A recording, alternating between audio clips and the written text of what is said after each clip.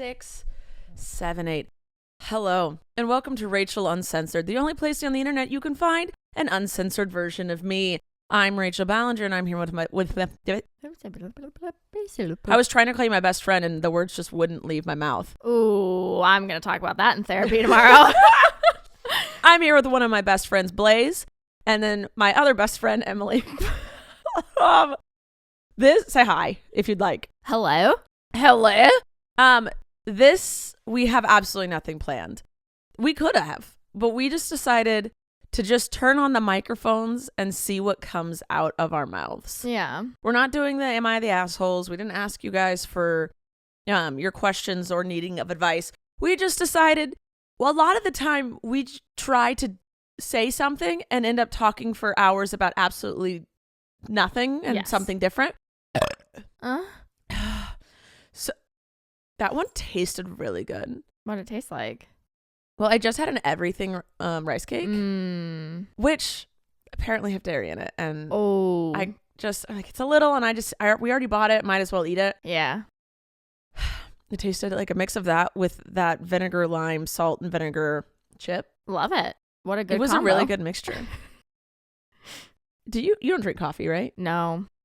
Some people love the taste of their coffee breath. I hate mine. I love the smell of coffee. Okay, this is really weird. I love the smell of cigarettes because... What? Oh, love it. Because I grew up, my mom smoked, right? Oh, okay. And so when I would go to hug my mom for comfort, she would always smell of cigarettes. So cigarettes smell is comforting. Yeah. So I never smoked cigarettes. I don't believe that I ever will. I don't have any desire to, but the smell of them on someone, like I don't want to waft the air, but if someone You don't want to secondhand smoke it? Yeah, nah. But if someone hugs me and they smell like cigarettes, I'm like, You know what I hate is when I get something in the P.O. box and it's from a kid and it reeks of cigarettes. No. I'm not like disgusted by the smell. I'm like, that kid is living in a house filled with cigarette smoke. Yeah. And they have no say. Well, they banned it. I want to say like 10 years ago, they banned it where you can't smoke in a car with a kid anymore. But like, what about if you live in an apartment or a house? Like, yeah. At least a car you can roll down the windows. I guess a house you can open the windows, but like... My uncle used to always smoke a cigarette while driving, and he would just hold it outside the car. I was like, I can still smell it. Oh, right. As it wafts right back into your face. Yeah, my friends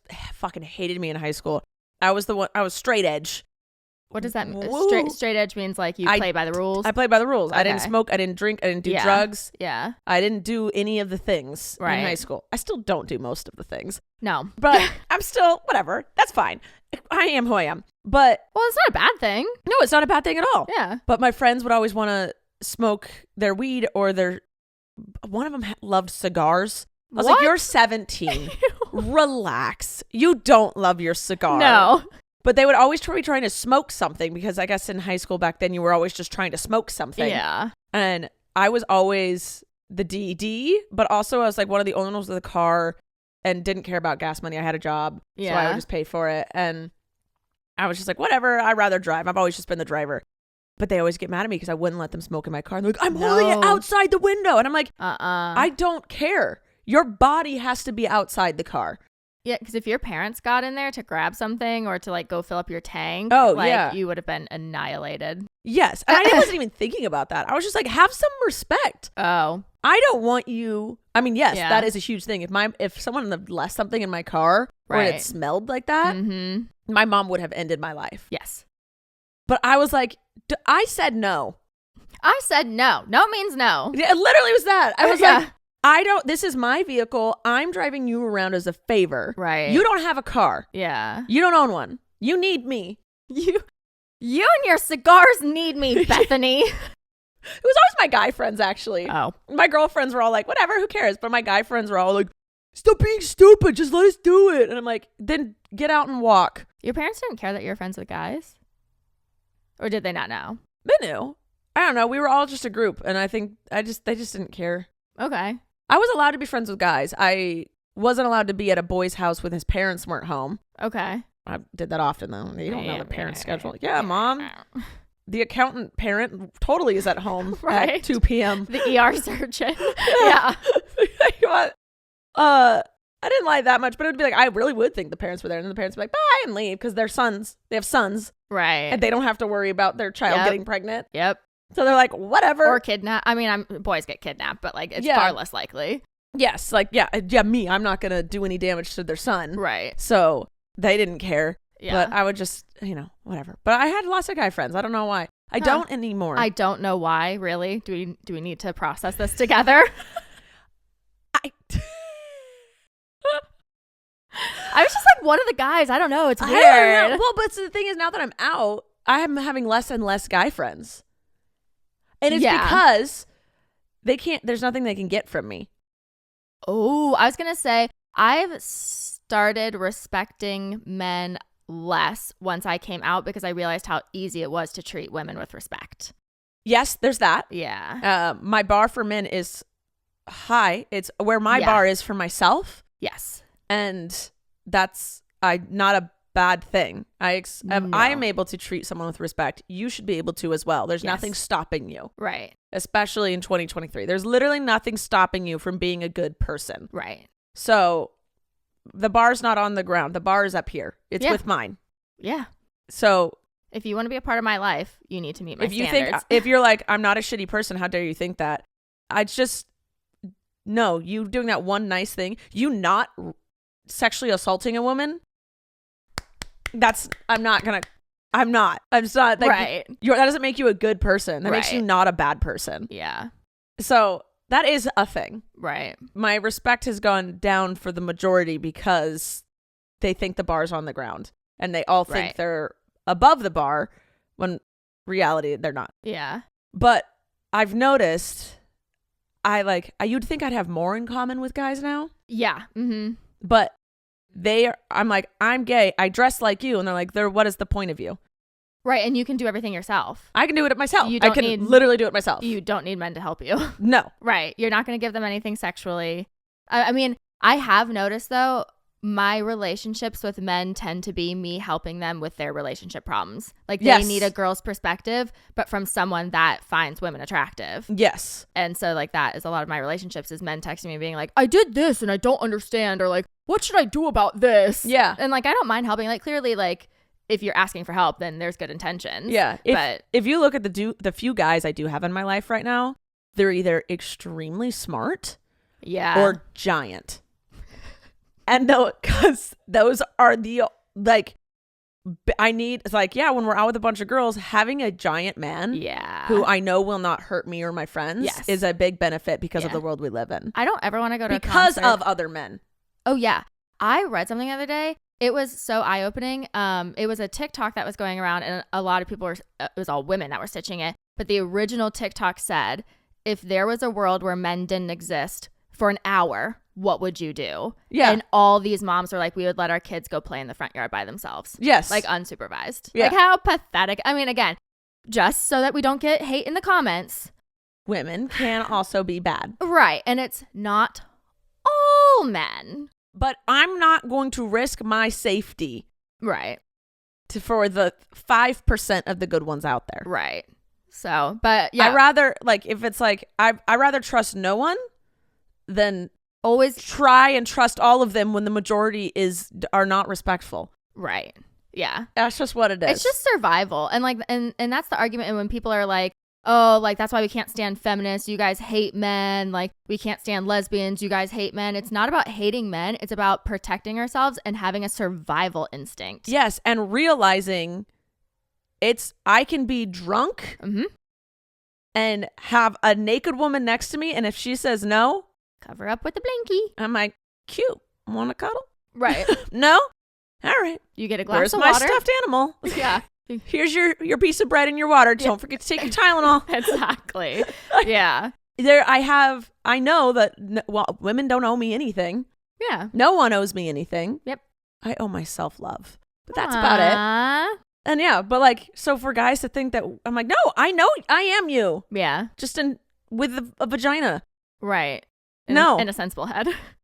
Correct. But we do have, we have very good men in our lives. Like I say this all the time because it's normally when I start dating someone and I start describing the men that are in our friend group and I'm like, you don't understand. Like the men that are in our friend group, I could be blackout drunk, naked in front of them, passed on the couch, and I would never worry about them doing anything. And those are the type of men that I respect and I want to have in my life. But they're not saying that they're perfect though. Like, oh yeah, some of them are complete douchebags, like to their girlfriends, or some are just still figuring it out. They say stupid things. Yeah. But so the bar is still low to be a friend. Not to date though. To be a friend. The bar is lower to be a friend. Yeah, because I'm willing to like work with you. Like we have a couple guy friends that don't agree with us with some certain stuff, like politically or I don't know. And like I'm willing to stay friends with them because I'm willing to have conversations. Like and that's the thing, that they're willing to talk about it. Oh yeah, they're willing to learn. And I will always call them out when they're being sexist or douchebaggery-ish. Right. And they'd be like, I've never thought about it from that point of view. And I'm like, right. Okay. Great. Because I feel like there's a lot of time dudes aren't going to call each other out because they just don't know. They don't care. They don't either. care. Yeah. And straight women, if they're trying to get their attention for sexual reasons because that's who they're having sex with, right, they're going to just let it go. It's not cute to be argumentative. Yeah. And there's some girls that rather people still have crushes on them and they're not going to get with them than to call them out. Yeah. So I guess it's left to us. It's left to us. It all falls on us. It all falls on the lesbians. The lesbians. Our shoulders are heavy with the weight of training men. And then we just call feminist stupid lesbians, but man haters. Man haters huge. Oh my God, so much. And it's not that I hate men. I recognize, again, we have so many men in our lives that we love. Men. I hate shitty men. And it's sadly the majority. And until I'm our lives, yes. Yeah. And until I'm proven otherwise with statistics and facts like that, I'm going to keep myself safe. Correct. And if people want to call us man haters, then okay. It doesn't faze me. I always laugh when I see that. I'm like, what do you think is that going to do for me? I like read the DM and I'm like, damn it. You're right, Steven. I'm going to change everything now. Idiots. All right. Let's check to see if we have a sponsor for today, and then we'll just completely change the subject to something else. Ready? Sponsor. This episode is brought to you by BetterHelp. When you're feeling good, you end up doing good. But when life starts bogging you down, your performance might not be the best. And that's where therapy can come in handy. Working with a therapist can help get you closer to the best version of you. Because when you feel empowered, you're prepared to take on everything life throws at you. I've been doing therapy for years now, and I absolutely love it. Even when nothing's going on in my life, I love having someone there just to listen to me and help me come up with strategies to deal with stuff when it does end up popping up. So if you've been thinking of giving therapy a try, BetterHelp is a great option. It's convenient, flexible, affordable, and entirely online. You just fill out a brief questionnaire and you get matched with a licensed therapist, and you can switch therapists at any time for no additional charge. So if you want to live a more empowered life, therapy can get you there. Visit betterhelp.com/RU today to get 10% off your first month. That's BetterHelp, HELP.com/R and the letter U. And we're back. All right, Emily. Okay. 3, 2, 1, say a word. You were going to say socks. I don't know why I was going to say sow, as in like a female cow. Wait, a female cow is called a sow? I'm pretty sure. Or maybe that's a female pig. A sow? A sow. How do you spell it? SOW. I'm looking it up. Look it up. I'm going to go, final answer, it's a female pig. A female pig. All right. Mm-hmm. Well, my dog walker just texted me a picture of Blaze, so. Same thing, basically. So, a plant seed by scattering it. That's sow. Okay, well. You were close. SOW, you said. Yeah, put sow pig. This is just. Sow animal? I'm not going to give you the satisfaction. No, damn it. Yeah. Hold on. Animal. Hold on. Yeah, sow, plural sows, or swine, a female pig, a female bear, she bear. So bear and pig. I don't know, but it's just a picture of a pig. Did you know I had swine flu when that was going around? Go fuck yourself. What are you saying? Yeah. Swine flu was really bad, like when we were in high school. I think so. Yeah. I got swine flu twice. So what does it do? It's just the flu. But it's just like a little more intense. But I got it on Halloween. So anyway, that just popped in my head. That was my obnoxious ADHD thought for the day. That's not obnoxious. This is what this podcast episode is about, is what is going to come out of our mouths Follow next. The ADHD trail. Can you? Yeah. P.S. I know we've talked about this. This is just a fascinating thing that I recommend to all people if you have ADHD especially. Look at your vagina with a mirror. Also that. I love That's that. for without ADHD too. Anyone can do this. Just know what's going on down there.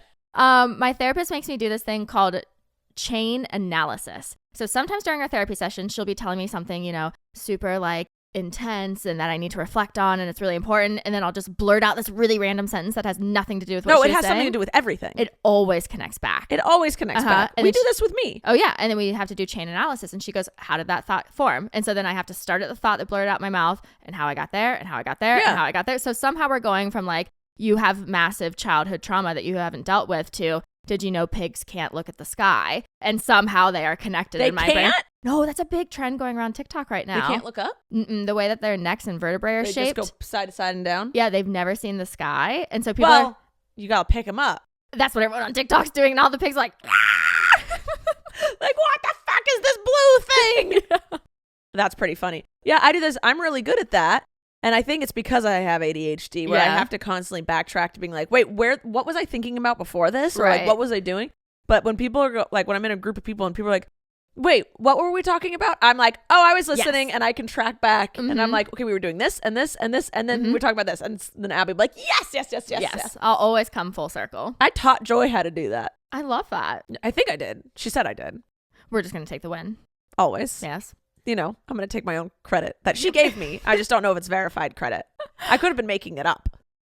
That's okay. I love it. We did that yesterday with me. What did we do? We were talking about a schedule and I went, oh, and then I stated something and you're like, and you stared at me and you were like waiting for the connection. And then I told you the connection. You're like, yes. This does relate. You're not getting off track. Right. Exactly. We were trying to plan work shit. Yeah. All right. Why were you trying to say sow? I don't know. It was just the first. I knew you were going to ask me to say a word. And for some reason in my head, I was like, say a word. And the say turned into sow. I don't know. It made no sense. Oh, so you were just doing words. Like just saying like, hey, I'm going to repeat. I know what you're about to ask. So I'm going to say it in my head. Exactly. What you were going to say. Yeah. So that's really the end of that analysis. Well, that's fine. Yeah. So there you go. Do you want to try it with me? Okay. No, now I'm thinking of words. Oh. Now I'm thinking of fun words that could pop into my head. I'm going to ruin it. I have to catch you off guard. Yeah, I do. Okay. La la la la la. I'm twirling my Give me a thumb. word. Go. Guinea pig. Because you said give me a word and it sounded like guinea pig. I had those growing up. Me too. Do you want to hear my guinea pig noise? Oh. What? Yes, please. Okay. My throat has been a little scratchy. Not sick. Just like used. Yeah. So let's see if I can do this. I might have to warm up. I might have to do it a couple times. All right. Here Get ready for me. Okay.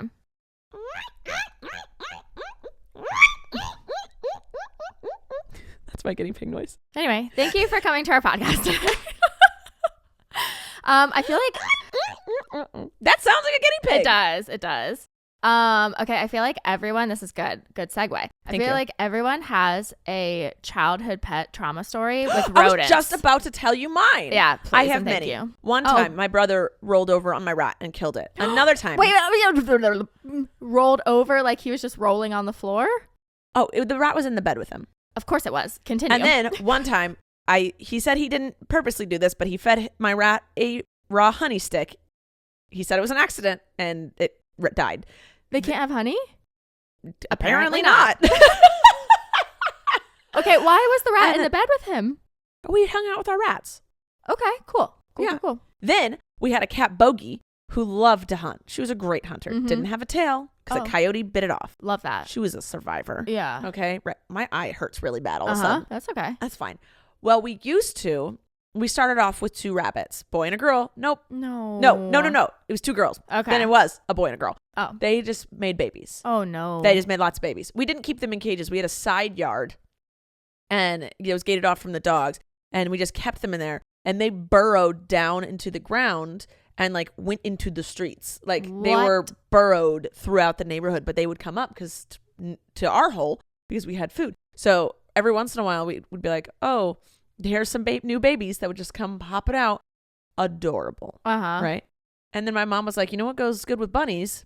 Guinea pigs. So we decided to also accidentally make a bunch of guinea pig babies. And my favorite, I call him Mohawk.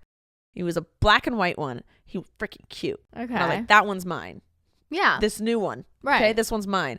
And then the next day I opened the door and my cat had killed it and placed it on the doorstep for us. She was trying to be sweet. Yeah. But that happened on more than one occasion. Oh. So did we not feel the need to put the guinea pigs somewhere safe? we would try and put them in cages, but then they would just get opened somehow. I don't know. Okay. And what happened to all these bunnies and guinea pigs?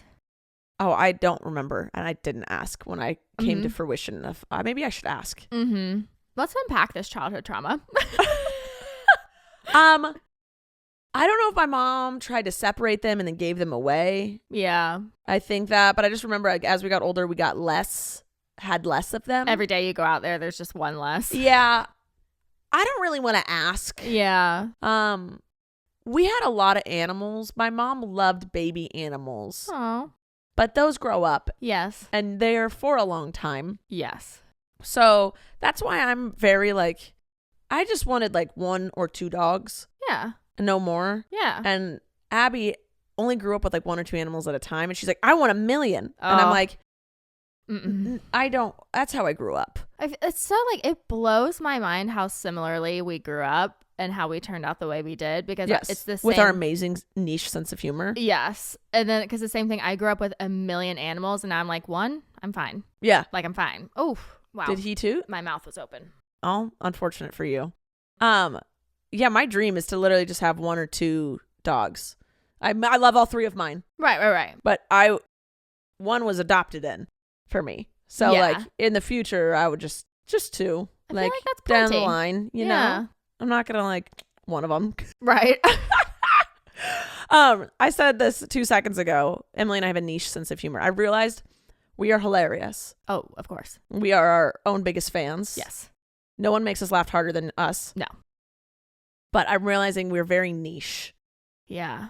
Because that awkward, and it's not that it's niche. It's just hit or miss with people. It's either they love it or they hate it. Right. Yeah. Because there'll be a stand-up show where people go, oh yeah, he was good. And there's some people oh, it's the funniest thing in the world. And some people are like, I don't get it. We don't have that middle of yeah, it was good. Yeah. Either people are like, I don't understand what's happening, or they're like, that was the most hilarious video you've ever posted. Yes. Yeah. There's no in between. No. I don't know how to work on that. Get on our level. Get on our rise above and get on this because it's hilarious. We have very late 90s, early 2000s humor. Napoleon Dynamite. Shoes. Oh, shiz. Shiz. Oh my God. It's humor that it's if I have to explain it, it's not funny. Correct. But it kind of does need to be explained. Yes. And the explanation is, I don't know. Right. Yeah, because we'll work really hard on video and we think it's the funniest thing ever. And then people are like... Because it is. Because it is. To people with our humor. Yeah. And then people are like, I don't get it. Someone said the other day, because my favorite style of humor is awkwardness. But there are different types of awkward humor. Planned awkwardness. Yeah. Not making you feel uncomfortable awkward. No. Abby loves the making you feel uncomfortable awkward. Oh, or the confusing, what was that? What was the point of that? Yeah. But ours is planned. We are both awkward and finding it funny. Yeah. The weird pauses we do in videos. And it's the bad acting. Yeah, the bad acting, the interrupting. I find that hilarious. And someone commented the other day and they're like, I think Emily forgot to edit this out. And it was something I very purposely left in and edited a bunch to make it hilarious. And they're like, yeah, I think Emily forgot to edit this. And I'm like, no, you just don't have my sense of humor. Or you don't see all of the editing done with it. Right. Every little tiny movement of the camera, of anything showing up on the screen, zooms in, music cut, music there, a sound effect. It's edited. Yeah. I want to know what it was. It was one of your awkward pauses where I was doing a slow zoom in on you. And then at the end you're like, okay. And that's hilarious. Right. Yeah. Because you had just done something and it failed. And so I looked at the failed thing. Then I put the camera back on your face, slow zoomed in with you just standing there awkwardly smiling at the camera. And then you went, alrighty. Or okay. Yeah. And okay. And to me, that's hilarious. That had tears down my face. Yeah. But then he was like, yeah, I think you forgot to take that out. Do you think what forms a person's sense of humor? Do you think it's how they were raised? Definitely. It's just 1,000%. Yeah. It's just how what is it the humor they're raised around or the circumstances of which their life is? Oh, that's a deep question. Then we're getting deep here on Rachel Uncensored all of a sudden. I don't know. Okay, you go first while I think. I think it's Oh, I think it's a mixture. Mm-hmm. Like the humor you're raised around will obviously, have something to do with it. Yeah. But like, cause my sister very much loved the bad acting. Nope. She was obsessed with Zoolander, Napoleon Dynamite. Yes. So that's what I grew up watching. And my dad also really likes that stuff too. Yeah. But I also think with my personality, when I was being raised, I would deal with things with humor. Or maybe I saw people dealing with things with humor. Like, oh, let's make fun of that so we don't cry about it. Oh, got it. Okay. And so, haha, we made fun of it. That was funny. That was better than crying, right? Right. Okay, that's how I'll deal with it then. And then you just become funnier because you're joking around so much, because you're joking when you're happy and you're joking when you're sad. Yeah. That you end up just joking all the time and you right. get quick on your feet. Yeah. And then like the people around you are like, well, oh, if they're sad, I'm going to have to make them laugh so they don't cry. Mm-hmm. And then you learn how to be like, make them laugh, make them laugh. Yeah. So that's for sure where my, like, how I project my humor is like, I'm definitely like avoiding, or it's what I can tell make people like me more. So like I've noticed with certain people, I act different ways because I'm like, oh, if I act this way, it'll make them laugh, but I can't do that with another friend. Oh, and yeah. And I can't do that with that friend. And yeah. so like I meld. I'm like a little chameleon. When people meet me, I tend not to be super outgoing, and it's because I'm observing them so I can figure out their sense of humor. This was all going around again. TikTok says that. Therefore, fact. It's a fact. People with ADHD, I can't remember what it's called, like personality masking or something like that. But then who are we for real? Girl, do not get me. This is I literally had an existential crisis at the beginning of last year because I had just gotten my divorce. I just moved back home. I basically like only had my 2 friends that I was living with because it was still like pandemic and I couldn't really see anyone. I did not know who I was, and I went through intensive therapy. You want to know who you are? Yeah. What? Well, it's not. Well, you are who you are, and no matter who you're with, you are someone who is very stubborn in a positive way. Yeah. On what you believe. Yes. And your boundaries. Yes. Correct. That's who you are. Which friend you're around, who you're the happiest with, like when you're like, I loved hanging out with them. Whatever that sense of humor is you are with them, that's your sense of humor. Yeah. No, because like my like number one person that I never feel judged by, I've never been like had like abandonment issues or anything with, like my number one secure person is my cousin Emma, right? Because we've been together. We love Emma. Been together since I was, how much older am I? I'm not saying that's not who you are. I'm saying that's your sense of humor. Yeah, but even I'll act a certain way around her because I'll notice like she's extra tired or like in a mood or something, and I'm like, oh, I need to make her happy, and I conform to what I know she thinks is funny. Yes, I'm saying that is who you. Okay, I don't know if we're the healthiest here, right? I'm saying whatever your sense of humor is, like who do you genuinely laugh with the most? Myself. What are you doing to make you laugh? The awkwardness. That is your sense of humor. Yeah. But you are able to conform to you understand other senses of humor. Yeah. Like you understand puns. Yeah. And, quick-witty stuff. Mm-hmm. Like you understand it all. Your favorite is awkward. But you are a funny person, so you understand all of it. And that's who you are as a funny person. But what you find funny is just the awkward humor. Yeah. And you're not changing who you are when you change a joke to make someone else laugh. No. I just think I do it to like make myself more comfortable because then I'm like, oh, then they'll like me, which is that's a personal thing. Yeah. I mean, yeah. I know which friends to make certain types of jokes around. Yeah. But I'm not changing who I am. I'm still me. That makes sense. With us, I feel like when I'm hanging out with you, when it's just like you and you enjoy, I will definitely be more hyper weird with my body type of humor. Right. And I very much enjoy that. Oh, yeah. Like that comes very natural to me. Right. But that is not everyone's forte. Like when I'm hanging out at Summers, I'm not going to get on the counter and be like, and why not? It's just not the crowd. Right. Yeah. But I'm not stifling who I am. I'm just being like, that's just not their humor. Yeah. So I'm not going to perform that in front of them. We have learned that humor makes the people around us happier. Oh, yeah. And so we've learned to perform to control the vibe of a room. Right. Oh my God, we love a good self-analysis session. My therapist said I had to stop doing that. She's like, you have to stop analyzing yourself and just start doing. And I'm like, well, it's nice. Well, my therapist is the opposite. Really? She's like, why don't you take a second to figure out why you're doing that? I'm like, no, I can just do it and be done. She's like, why are you doing it? I'm like, shh. And I'm like, okay, fine. Listen, it's this. She goes, okay, was that so hard? You already knew the answer. I was like, yeah. I didn't want to talk about it. Right. Oh my God. Yeah. Mine's like, you have to stop analyzing and figuring out why you feel a certain way and just feel that way and deal with it. And I'm like, no, I want to understand everything. Yeah. Well, then I'm like, okay, how do I fix it? And she goes, there's no fixing it. I hate that. I'm like, I hate when they do that. Then what is the point of you? Right. What am I paying you for? Right. I pay you to fix it. I say, these are my problems, fix it. And she goes, no, do it. No. I hate to feel your feelings. I don't want to. No. I want solutions. She said you can try and control your thoughts, but you can't control your emotions. Ooh. I'm going to get that tattooed on me. So like if you keep having negative thoughts that are giving you negative emotions, don't try and control the emotions. Just go, hey, stop to yourself about the thoughts. Yeah. It's okay that those thoughts are giving you those feelings, but it's not okay that you keep replaying or rethinking or, using your brain to make you sad. Yeah. I learned that you have to literally create new neural pathways when you're trying to fix anxiety or negative thinking. What does that mean?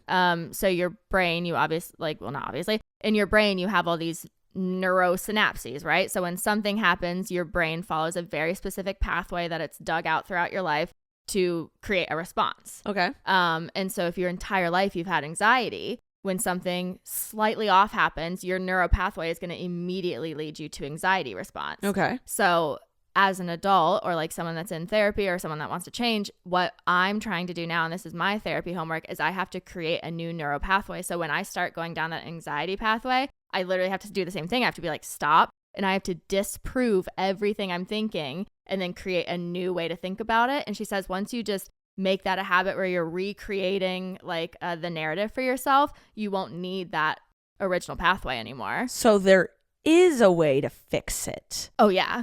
It's just really hard. My therapist is going to get an earful.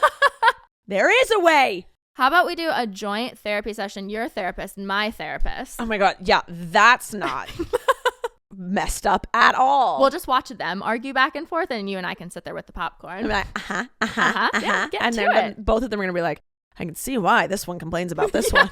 And we're like, what the fuck? What are you talking about? They're like ganging up on us. We don't complain about each other at all. What are you talking about? Never. We're hilarious. Watch us do this.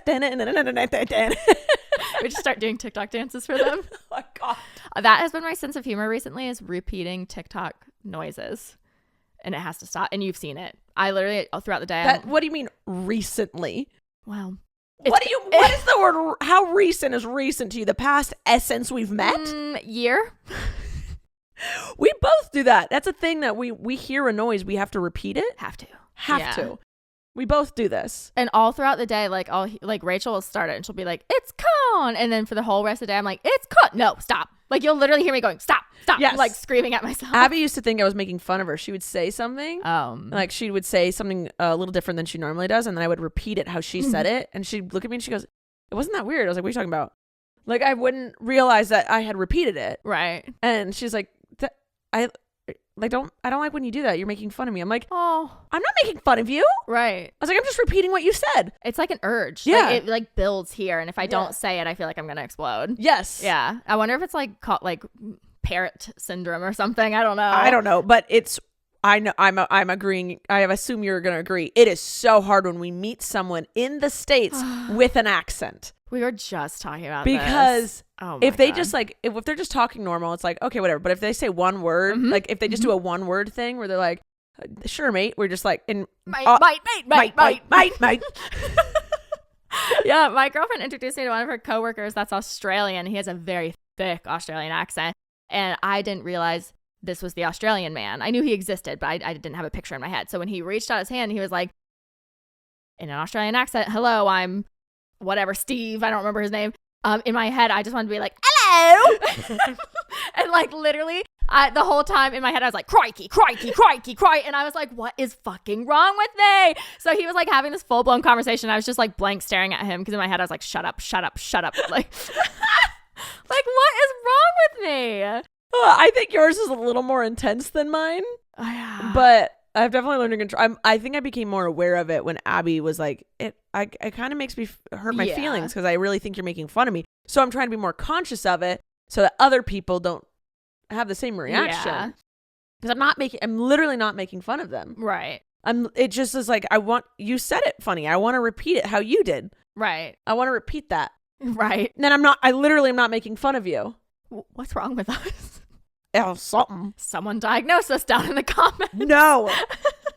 My therapist, we should just get ours together. That's what I'm saying. They just like, we don't even need to be there. We can just be like, here, we feel like you two should meet. Yeah. Their meeting goes for like 5 hours. We get billed for 5 hours of time. God. That would be a lot. That'd be like $750. Mine, thankfully, is through insurance this time. Oh, mine's not out of pocket.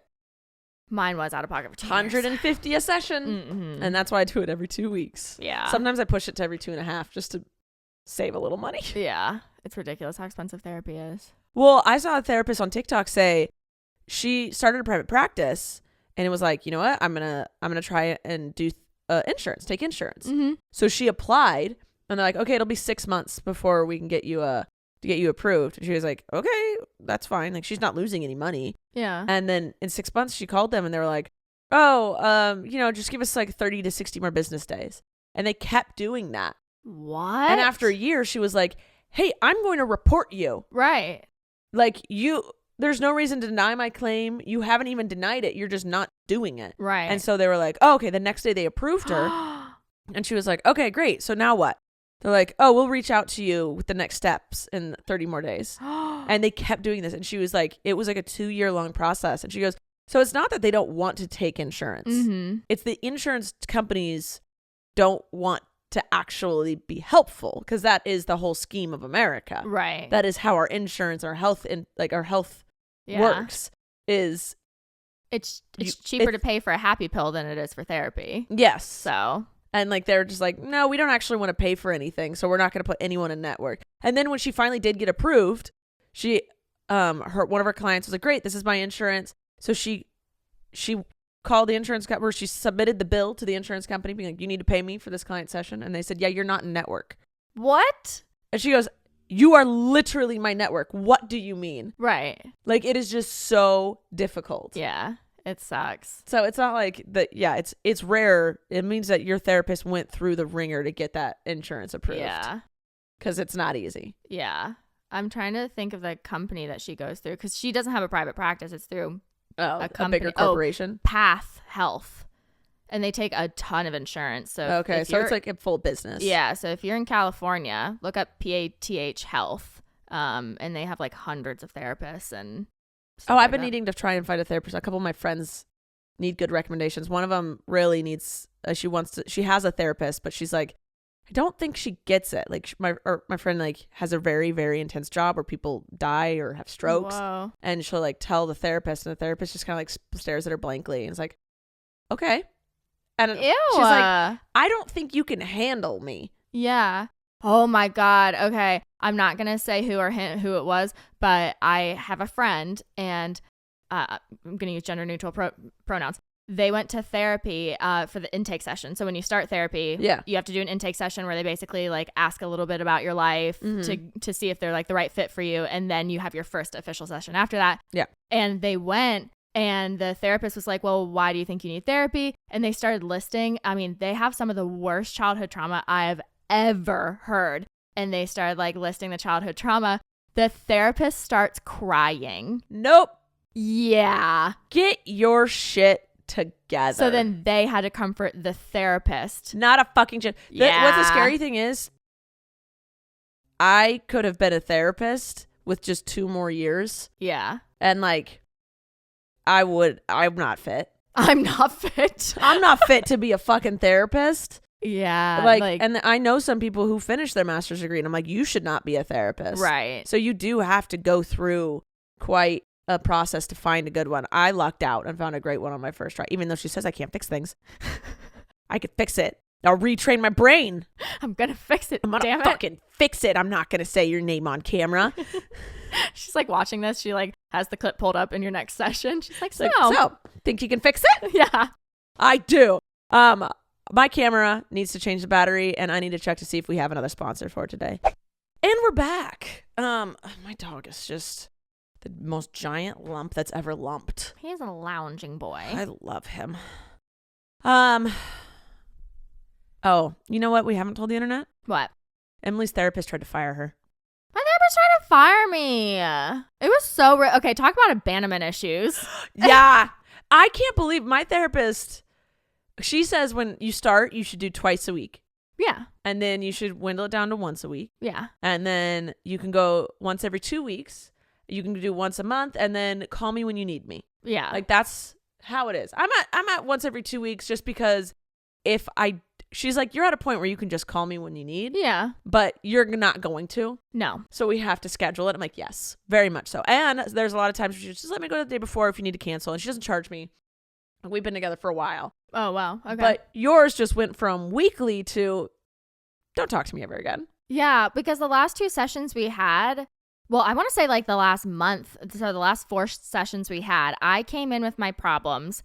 And before she could even open her mouth after I was done telling her, I already told her the solutions to them. I do that all the time. Yeah. I just need validation that my solutions are the right ones. Yes. And that's what she said the last session we were together. She was like, Emily, she was like, you come in knowing what the right answer is. You're just looking for my validation. And she was like, and you got to get that from yourself. You have to learn that you're making the right decisions and you know what's right for you and, you know, yada, yada, yada. Oh, no, because what if I get too cocky? Because there's been usually, I'm going to say 99% of the time, I'm right with when I'm telling my therapist things. Oh, yes. Okay. Also, just in life. I'm humble too. No, but then sometimes I go in being like, I know the answer. Right. Like the 1% of the time I come in and I'm like, I know the answer. And she goes, you're wrong. And I'm like, oh, talk dirty to me. Yeah. Tell me more. Just wet immediately. Yes. I'm like, tell me how I can be better. Right. And that's the thing though, when I'm wrong and I get called out and I'm taught, I'm like, yes, better me. Yeah. I want to be the best. Right. So like, I'm not mad when I'm wrong. Yeah. And so I kind of want to keep making sure. Yeah. Because I don't want to fuck it up. I don't want to fuck up my life. Right. I think the difference is the main point of my therapy is my anxiety and my intrusive thoughts. Oh. And so she was like, you have no, she's like, I hate that you can't see how far you've come over the last year. Because she was like, you went from this person that had like terrible abandonment issues, terrible self-esteem, no self-respect, like horrible anxiety, bad intrusive thoughts to like, you occasionally have an intrusive thought now, or like occasionally you just need to talk something through. And she's like, you can handle this on your own. You're just not trusting yourself, which is the last step. Because I'll come in and be like, I had this intrusive thought, but I understand why it's not real. And then I'll and she's like, okay. Like, she's like, why am I here? So she tried to say, we don't need therapy anymore. And you said, I said, no, thank you. I saying no to this breakup. Oh, yeah, for sure. Like many men have done to us. Exactly. No, thank you. We're not quite ready yet. But yeah, that's what I said to her because I was like, I love that you're giving me this like confidence boost. And I love knowing that like I've put in the work and like that I'm doing better. And she did say, she was like, when I started freaking out, she was like, Emily, this is the goal of therapy. Yeah. The goal is to eventually not need it anymore because you now know the solutions and you now know how to take care of yourself. And she's like, this is not a bad thing. And I'm like, but what if something happens and I need you? Yes. So we agreed on going down to twice a month, and then we're going to do once a month and then call if needed. But yeah, literally I said to her, see, this is something that is good about this therapist, which is why I had to switch, because I had an original therapist when I moved out to Virginia, and she happened to move back to California the same time I was. And so we could technically still work it because you can't see therapists across state lines most of the time. And I knew I had to switch because sometimes I'd start telling her stuff and I'd use humor to cover it up. And it was like something really traumatic, and she would just start laughing at it instead. And mine laughs and goes, no, Rachel. Yeah. She's like, stop it. You're making it hard for me. That was funny, but no, that's not how we deal with it. So I get my validation of my humor. Right. But then she goes, no, that's not how we're dealing with this. I'm like, but it was funny. She goes, yes, but that's not what we're doing. So what you're saying is I'm your funniest client. Yes. I have gotten her to agree. I'm not her favorite, but I'm her funniest. I'll take it. Honestly. I don't care. Yeah. She actually, she hasn't said that you're not my favorite. I've said, I don't need to be your favorite, but I want to be the funniest. She goes, yeah, you're the only one that makes me laugh. Ask her to send you a certificate in the mail with her official stamp on it. Yes. That would just honestly be the peak of life. It would be. Yeah. But yeah, my old therapist at one point, like that's how I knew I needed to switch is like, it's not a joke, but again, with humor. I had a really bad weekend, especially like when I first got on like new medication because it really messes with you when you first get on. And I got on a really, really bad weekend. Like I didn't think I was going to make it through the weekend. And when we had therapy on Monday morning, I said to her, you know, I admitted all of this. I was like, this is the worst in my life I've ever been. I did not think I was going to survive the weekend. It was a miracle. Like it was just due to weird circumstances, you know, whatever. And she goes, basically, LOL, well, thank God you didn't, because that would have been a lot of paperwork for me. Nope. Nope. I was like, okay, time to find a new therapist. Nope. Like, I'm allowed to joke about it. You're not allowed to joke about it. She should have been like, okay, well, like, what were you feeling? Why do you think you felt that way? What made you survive? Right. But instead she was like, oh, thank God. I would have been here until 7 p.m. No, not a fucking chance. Yeah. But that's something that like with my new therapist is she doesn't laugh at my stuff like that. Like I'll make the same comment with her and she'll be like, okay. And she'll hop right into therapy mode. And I'm like, damn it. Can you at least just like give me a chuckle? I get a chuckle. Yeah. I get a chuckle and then I move on. Because she knows if I want to open up, I have to feel comfortable. And if I get to joke first, it'll lighten the mood. Yeah. And then I'll be able to actually talk. And you said your therapist doesn't tell you anything personal. No. I know that she is straight. Okay. I know that she mainly works in rehab facilities. Oh. And she likes the coffee place Blue Water. Okay. Because she would always have a cup from there. And I said, what's that? Oh. She just like slides it off screen. Yeah. She's like, damn it, she knows too much. And I know she is from Turkey. Oh. And she used to used to be a scientist and work in labs. And then she was just like, I don't like this. And so she switched she was in like the medical field in a lab and then decided to switch to help people a different way. Wow. So she went back to school. She's really smart. Yeah. But yeah, that's all I really know. And then I know she was dating a man at one point. That's how I found out she was straight. Gross. No, thank you. Yeah, I always feel weird when I get a new therapist. I'm like, how much shit can I talk about? Yeah. I'm like, what? Oh, sorry. My thing said there's someone at the door. It's just Abigail. Yeah, I'm like, what? The new vibe is probably. I'm like, what's your religion? What's your like status? Like relationship? She has talked about like God twice, but very much in passing. And I was like, okay. But she's never put religion on me. Okay. At all. Okay. And none of what she said has ever been like, well, I don't believe that that's right or whatever, you know? Okay. She's never, whatever she believes, I don't know what she believes. But I know that it's never been put into our sessions. Have you ever looked her up on Instagram? Yeah, she's private. And her TikTok. Facebook? Yeah, it's all private. Nah, that's the worst. I know. That's the first thing I do is I Instagram and Facebook. Well, she's smart and put it all on private because she's a professional. Ugh, I hate that. That bitch. Yeah. No, I didn't want to say that. I didn't mean it, I swear. I really like her, I promise. She laughs at my jokes and tells me I'm smart. She's going to rescind your certificate. God damn it. All right, we got about 15 minutes left. Is there anything you wanted to touch on? Did you have anything? I'm giving you a microphone, an uncensored microphone. I know, this has been great. I have actually enjoyed this episode. I know, because this is just like what we sit around and talk about. And this is our moment. Yeah, it's just now recorded and put online forever. Oh my God. Oh, should I check to see if those people I asked to be on my podcast said yes? Oh, yeah. Let's see. What? Okay. Sorry, my girlfriend did our whistle. I was thinking. Max said she'd be on the podcast. Yay! So just so you know, we have people. She said she would love to. We're getting people lined up for guests. I'm terrible at collabs because I want to make sure I'm friends with them first. I know that like I wouldn't say terrible. Like you're really good when you don't know someone, or even if like you're not vibing with them, you're still really good at keeping conversation going. Thank you. It's exhausting. I know it's exhausting, but you're good at it. I know. God damn it. I'm also good at public speaking, apparently. You did so good. I'm not saying that I had low expectations, but I was definitely like ready for you to be like reading off of your phone. No, I would refuse to read off of something. Yeah, and you just winged it, and it was so good. It was very inspirational. Thank you. I felt like I could go out and like punch a concrete block. Yeah, you can. You know? We were talking about a speech I gave at my app I'm help launching Flip, finding local individual players, a app that you will be able to use soon in your area, where you can find people to link up with to do sports or activities with, such as basketball, tennis, surfing, soccer, whatever. But we had our premiere party, our launch party, and I had to give a speech. And I've been told I didn't think I did well.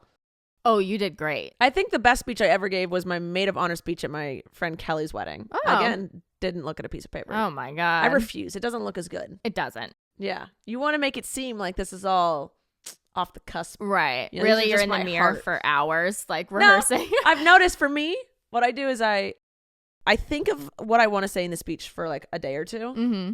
but I don't write anything down. Okay. And I just I keep rethinking it just while I'm doing shit. Yeah. And then I'll sit once and write it. Mm. And it's just like what's been on my brain. And then I read that twice and it's set in my brain. Wow. And then I'll wing it a little bit, see like, you know, because you have to feel like where I'm losing people. Yeah. What to cut. Because I had stuff written down that Beth and Anthony had already said. Oh, so I was like, okay, cut. Yeah. Go up there and go. You're like editing in your head. Yeah. You have like a Rachel doc in Yes. your head. Yes. I'm very visual. I can see it. Yeah. Oh my God. Okay. ADHD sidetrack. Go. I just learned this 2 years ago, and have we talked about this? Where basically everyone. Yeah. I don't know if we've talked about it, but I've talked about it a lot. About the way people process images in their head. Wait, process them? I'm able to think of an image without having seen it. Correct. And that's really rare. And I have an internal dialogue happening. Yes. I'm talking in my head. Uh-huh. Yeah. So this was like really big on the internet like 2 years ago. But every time I mention it to someone, they're like, I have no idea what you're talking about. No, so yeah, I've heard about this. It might have been big on my internet, but not other people's. That and Britney Spears. That and Britney Spears. That is your internet. If you watch all things internet, all the things on Emily's TikTok are just Britney Spears. Conspiracy theories. Of course. Yes. Yeah, apparently there are like 5 different ways that people like think in their brain. Some people do not have an internal dialogue, nor do they have internal images. Some people have. What's going on in their brain? I don't know. I cannot like conceptualize it. My sister has an internal dialogue but cannot see images. So when I asked them, I was like, well, what do you picture? Like when you picture the birth of your daughter, what are you picturing? Because when I picture the birth of their daughter, I can see everything and I can manipulate it too. Like I can see what actually happened in my head. I could literally flip it 3D and see a woman in a bed, having a C-section if I want to. Correct. Yeah. Right. But with the faces of the people, like we can completely do what we want to. They were all in green gowns just now. Exactly. But they can only have an internal dialogue. They cannot picture pictures in their head.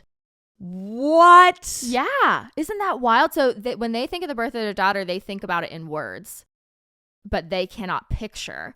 And then so the most rare, according to this article that came out 2 years ago, the most rare is that you have an internal dialogue at the same time that you can manipulate images and come up with new ones. Yeah, and I can also, people are talking. Like I can make them, like if I'm like, oh, I can hear her telling the doctor to fuck off. And right, exactly. You know. So I swear it's people with ADHD have the rare one. And that's why we have ADHD, is because we have an internal dialogue. We're picturing something, we can manipulate that something, and we can hear that memory.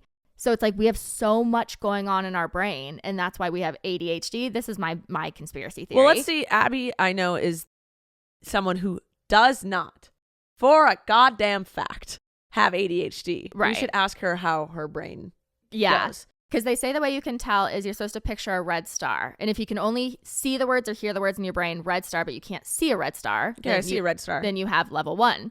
If you can see the red star, or if you can see a star, but it's an image you've already seen before of a red star, like if you were to Google red star and that's the only one you can pull up, like you can't create a new version of it, that's level 2. And like basically it goes level. And the highest level is you can create a red star that you've never seen before in your head. You can make it sparkly. You can make it rotate. You can make it animated. Yeah. And at the same time, you can like picture the words, hear audio, and you can be thinking about what you're saying next. And that's literally doing all of that. I swear it's people with ADHD. And that's why we have ADHD, is because we have so much going on. We can't space it out correctly. This is my conspiracy of the day. I kind of like it. It also makes me feel more special. Right? Yeah. Because I'm like, I can do things you can't. Right. Deal with it. My mom can picture the red star, but can't make it 3D and can't manipulate it. And my dad can picture the red star, but only, in black and white. artists, like people who paint. What is their brain? They might be like even more like that. They haven't but like, discovered. are they just thinking like, hey, I would like to create a picture today and it should be of a sunset and like, but not picturing it. They're just deciding what they want it to look like and they have to put that on a page. Oh. Or is it they see it in their head and then they put that on the page? Could it be both? I'm sure it could be both. Yeah. I want to know. Isn't that wild? That's so weird. Yeah. Not being able to picture something in your head. That's all I do. That weirds me out. Yeah. And also like picturing something makes me remember it. Like if someone tells me their name, I either have to, if I know that name, like someone introduced me as his name was Julian. I was like, I have to remember that name. Jenna Marbles' boyfriend, Julian. And I pictured Julian. And then there's sometimes people say a name and I'm like, what is that name? And then I will picture the name written on a board. And then that's how I remember it. Yeah. And because I can see it. I'm like, okay, I saw it. I know what it is. Right. I don't know. Yeah. It's wild how our brains work. Confuses me. Yeah. All right. I think that's going to be it for today. Okay. This was fun. This was fun. I like just turning this on. We didn't talk about really anything. Yeah. But everything at the same time. Rachel and Emily's ADHD rant. Yep. Are you medicated today? I am, surprisingly. It doesn't stop you from being ADHD. It just keeps you more focused. Yeah. Like, yeah. If I choose to focus on something because of my medication, I'm able to. But if I choose not to, then I'm still, you know. Yeah, it's fun. Yeah. All right, guys. I love you. Thanks for listening. Thanks for following, because you're going to do that right now. If you haven't, you're going to follow us on whatever you're listening to on us on Words. I love you guys. Thank you to our sponsors for today, and we will see you next time on Rachel Uncensored. Bye! Thank you for listening to this episode of Rachel Uncensored, the only place on the internet where you can find the uncensored version of me, Rachel Ballinger.